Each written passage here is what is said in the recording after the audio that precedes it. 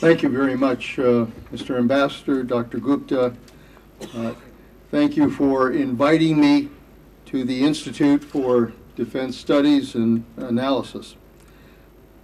And thank you for your leadership of this distinguished organization. It's a special honor for me to have this opportunity.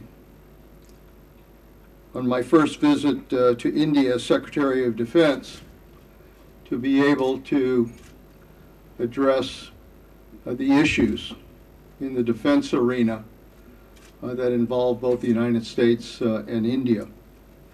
This trip has taken me from the Pacific Command headquarters in Hawaii to the Shangri-La Dialogue in Singapore, to Cam Bay and Hanoi in Vietnam. It's appropriate that as I've had the opportunity to define our new defense strategy for the 21st century, that I am now here with a very key partner in India, particularly in this important region. Over the past 2 days, I have held some very excellent meetings with Prime Minister Singh, with Defense Minister Antony, with National Security Advisor Menon, and I want to thank them all for welcoming me back to this country. I've had the opportunity to visit here a number of times in my prior capacity as Director of the CIA, and now have the opportunity to visit as Secretary of Defense. I also want to take this moment to thank Ambassador Chandra for his role in helping to convene and moderate today's discussion. And I also want to thank him for his contributions. He's made a number of very important contributions in helping to advance the United States-India relationship during his career in public service. And I had the opportunity to see that personally during the time I was in the White House. His first year in Washington as India's ambassador overlapped with the end of my tenure as President Clinton's Chief of Staff in the 1990s. It was a time when the legacy of the Cold War and the suspicions that developed during that period still loomed large. And though the United States and India shared many values and many common interests, our bilateral relationship suffered from many of those suspicions. My former boss, President Bill Clinton, I think got it right at the time, 12 years ago, here in New Delhi, when he said, and I quote, "India and America are natural allies.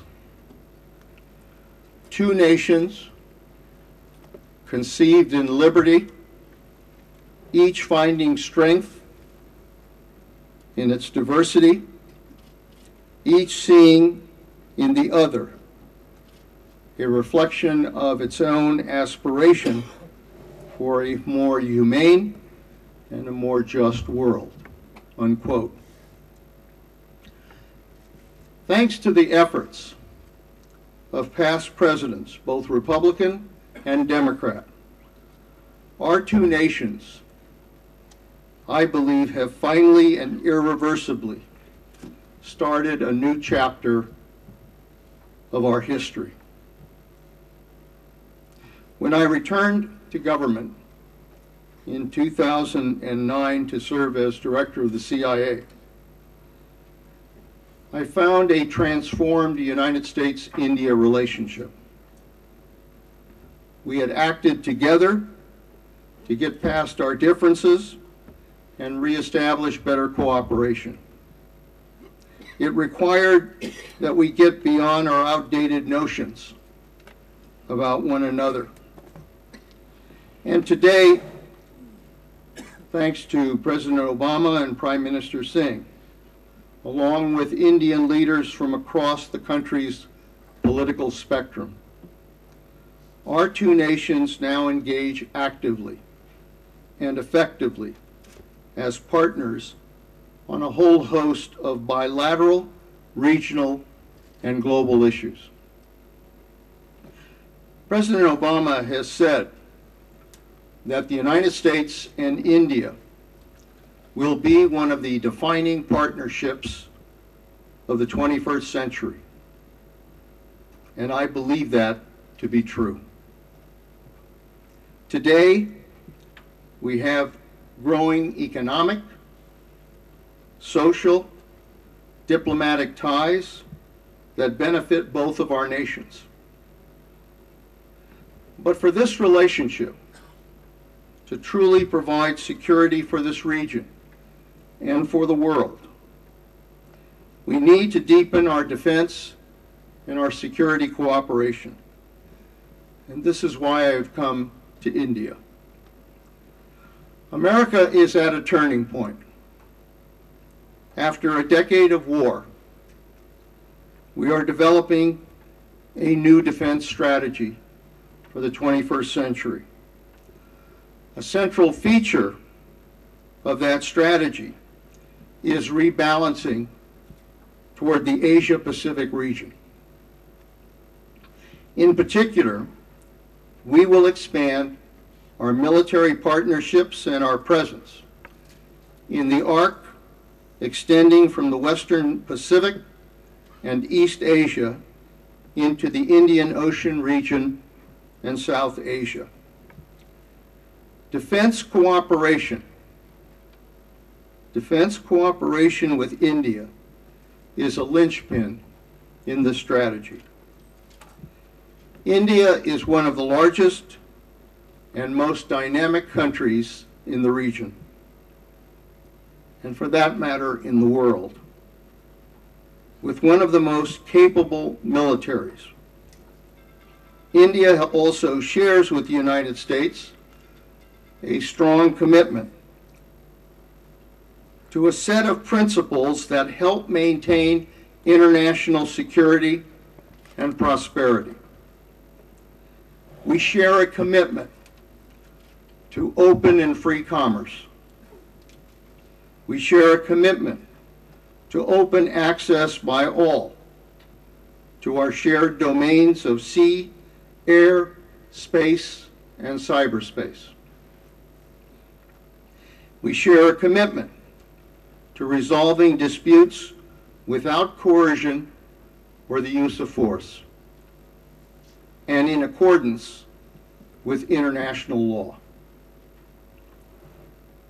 We share a commitment to abide by international standards and international norms, rules of the road, if you will, which promote international stability and peace for the world.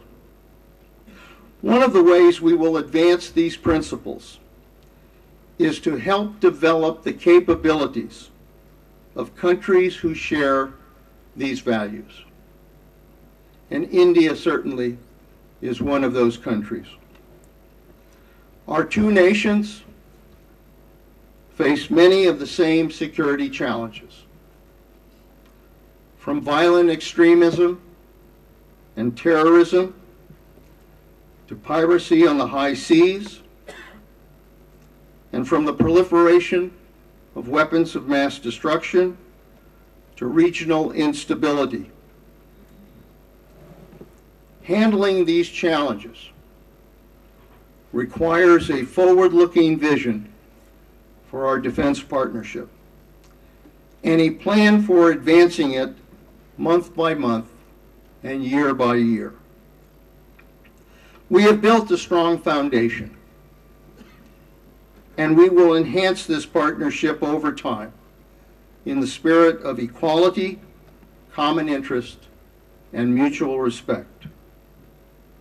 In particular, I believe our relationship is, can, and should become more strategic, more practical, and more collaborative.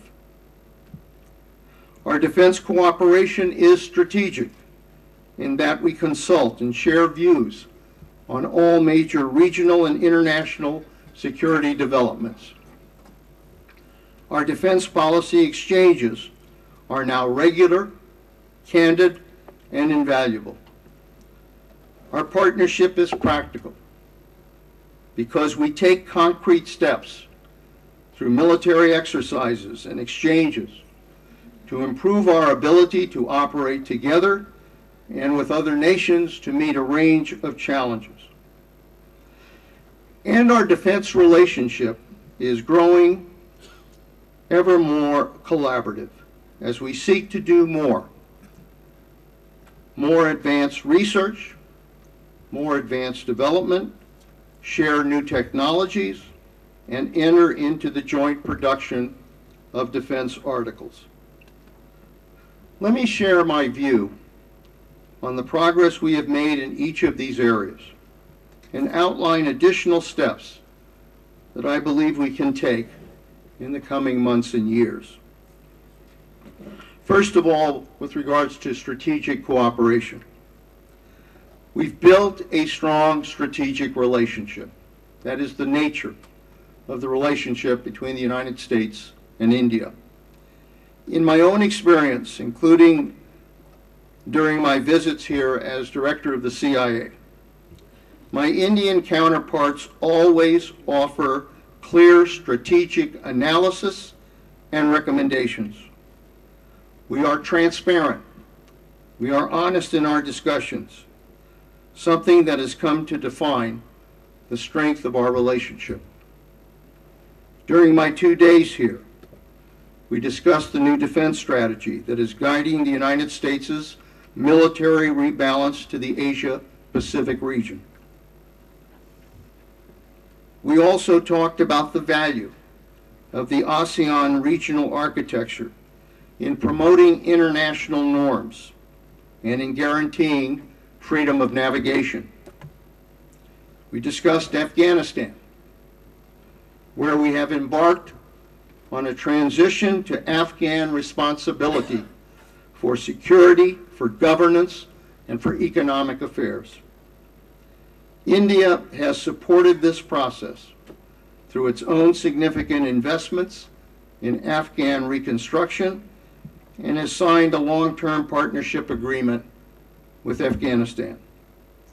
We are making significant progress towards a successful transition. The United States now has an enduring partnership agreement with Afghanistan, and we are committed to the long term in assuring that Afghanistan is a stable nation in this region of the world. I urge India's leaders to continue with additional support to Afghanistan through trade and investment, reconstruction, and help for Afghan security forces. We both realize how important it is to ultimately have a stable Afghanistan if we are to have peace and prosperity in this region. We also discussed India's immediate neighborhood. In particular, I welcomed the initial steps that India and Pakistan have taken to normalize trade relations. This is a process that we believe is key to resolving their differences and to helping Pakistan turn around its economy and counter extremism within its borders. Pakistan is a complicated relationship, complicated for both of our countries, but it is one that we must continue to work to improve. And finally, we exchanged views about other key issues like piracy and terrorism, tensions in the South China Sea, our concerns about Iran, about North Korea's destabilizing activities, and new challenges like cyber intrusions and cyber warfare. Second, what is it we can do to improve a practical defense partnership? At a very practical level, our defense partnership is coming of age. Expanded military exercises, defense sales, intelligence sharing are key examples of the relationship's maturation. Last year alone, we held more than 50 cooperative defense events. Some of the most significant include our military exercises, which enhance our ability to prepare for real-world challenges. The annual Malabar naval exercise has grown from a passing exercise for our ships into a full-scale engagement across all functional areas of naval warfare. In March, U.S. Army soldiers joined their counterparts in India to rehearse scenarios involving United Nations peacekeeping and humanitarian assistance, disaster relief in a post-conflict setting. U.S. soldiers even had the chance to participate in a holy celebration, from which I gather all experienced a colorful occasion. 1 month later, the Shatrujit exercise took place at Camp Pendleton in California, my home state, with amphibious operations and other exercises between U.S. Marines and Indian soldiers. These engagements, these exercises, provide opportunities for our militaries to learn from each other. This will sharpen our skills the next time we are called upon to interdict a weapons of mass destruction shipment, or break up a terrorist plot, or respond to a future tsunami. We've also increased our defense sales relationship from virtually nothing early in the last decade to sales worth well over $8 billion today. Our sales are rapidly growing. For example, India and the U.S. have agreed to sales of maritime surveillance and transport aircraft. India will soon have the second largest fleet of C-17s in the world, expanding the reach and strength of India's forces and their ability to rapidly deploy. Your C-130J transport aircraft and P-8I maritime surveillance aircraft purchases are also historic. In fact, India and the United States will be the only countries operating the P-8I aircraft. In providing such world-class capabilities to the Indian Armed Forces, we also enabled new training and exchange opportunities between our militaries. For example, our sales of transport aircraft included U.S. Air Force training of Indian pilots, loadmasters, and maintenance staff. The third area is defense collaboration. Finally, in terms of building collaboration, we have some early successes and are poised to embark on technology sharing, co-production, and other initiatives that will be of great value to each of our nations. Lockheed Martin, Sikorsky, India's Tata Group are already jointly manufacturing spare parts for transport aircraft in Hyderabad. This project benefits each of our nations by creating jobs in India and America and strengthening our defense industries. Our shared goal should be to solidify progress and deepen defense engagement and cooperation in all of these areas. So now let me turn to the future.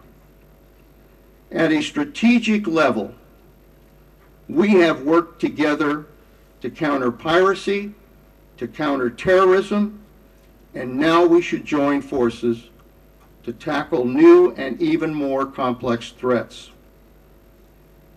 We can do more to drive the creation of a rules-based order that protects our common interests in new areas like cybersecurity and space. We need to develop rules of the road in these domains to help confront dangerous activities by states and non-state actors alike. In terms of regional security, our vision is a peaceful Indian Ocean region supported by growing Indian capabilities. America will do its part through doing things like rotating the presence of Marines in Australia. We will have littoral combat ships rotating through Singapore, and we will have other deployments in the region. But the fundamental challenge here is to develop India's capabilities so that it can respond to security challenges in this region. The United States supports Southeast Asia multilateral forums, such as the ASEAN Defense Ministers Meeting, Plus, or ADMM+. These mechanisms will prevent and manage regional tensions. As I told my Indian colleagues over the past 2 days, India's voice and involvement in these international forums will be critical. As the United States and India deepen our defense partnership with each other, both of us will also seek to strengthen our relations with China. We recognize that China has a critical role to play advancing security and prosperity in this region. The United States welcomes the rise of a strong and prosperous and successful China that plays a greater role in global affairs and respects and enforces the international norms and international rules that have governed this region for 6 decades.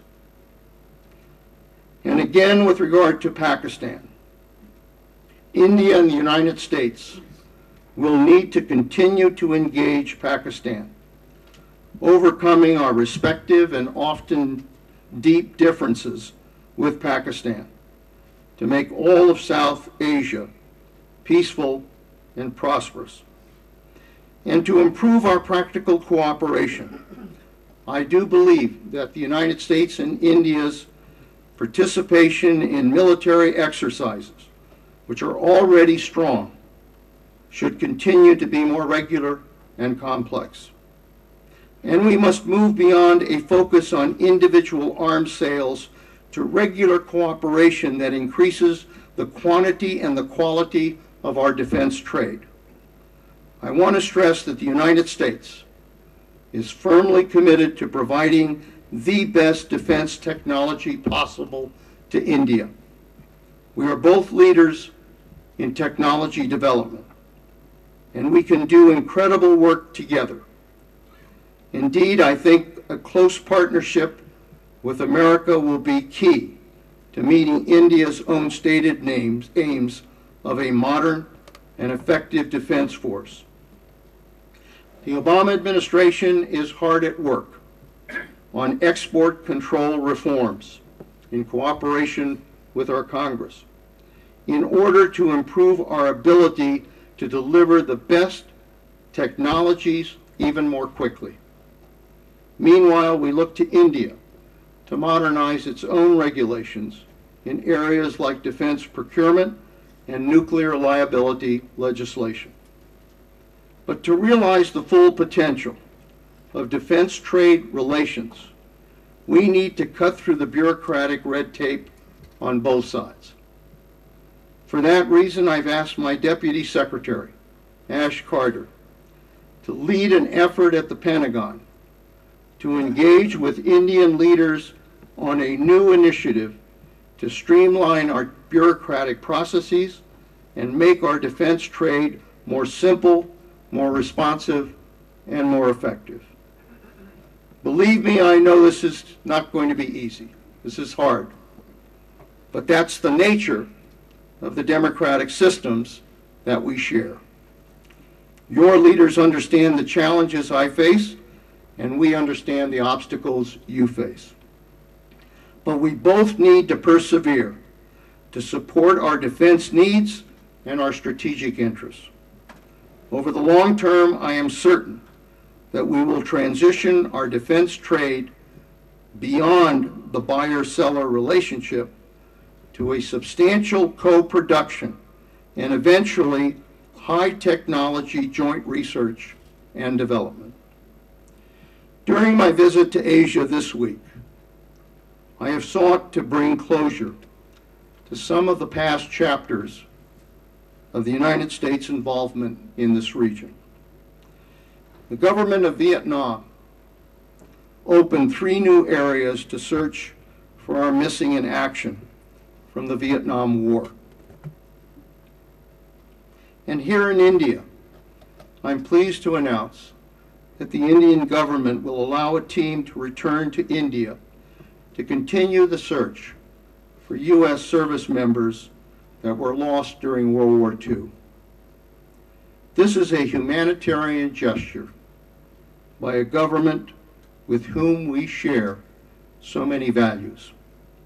The ability to return these heroes and the remains of these heroes to their loved ones is something that America deeply, deeply appreciates. America's involvement in Asia has an important past, but it has an even more important future. India is at the crossroads of Asia. It is at the crossroads of a new global economy, and it is at the crossroads of regional security. We, the United States, will stand with India at those crossroads. I began my trip across the Asia-Pacific region 8 days ago. Along the way, I have laid out how the United States military plans to rebalance towards this region. As I come to the end of my trip, I'm struck by the opportunities for closer cooperation, the strong support throughout the region for the rebalance, and the hope that this cooperation can help forge an even brighter future for this region and for the world. The United States and India have built a strong foundation for defense cooperation in this new century. My country is committed to an even greater role in the Asia-Pacific, extending all the way to the Indian Ocean, and our attention and our resources will advance partnerships throughout the region, including in particular a partnership with India. Our two nations may not agree on the solution to every challenge that faces us. And we both face the challenge of political gridlock at home that sometimes prohibits advancing our broader strategic objectives. But I am sure that we will continue to draw closer together, because we do share the same values, because the same challenges and threats confront both of our countries. and we share the same vision of a just and stable and peaceful regional order. Our people, our businesses, our militaries, and our governments will all be partners in this effort to serve the dream that guides both of our great democracies, the dream of building a better and more prosperous future for our children. Together as partners, we will help one another realize this great dream of the 21st century. Thank you.